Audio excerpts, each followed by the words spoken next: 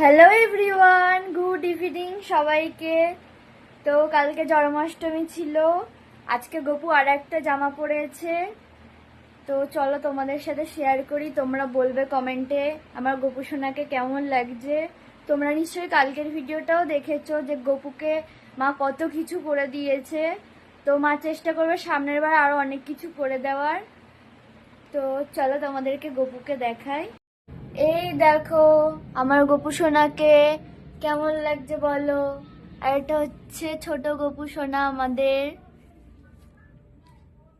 তো আজকে হচ্ছে মা দুপুরবেলা ওকে দিয়েছিল খই, দই আর কলা সবকিছু দিয়ে মেখে, ফল টল দিয়ে মেখে দিয়েছিল আজকে ওকে।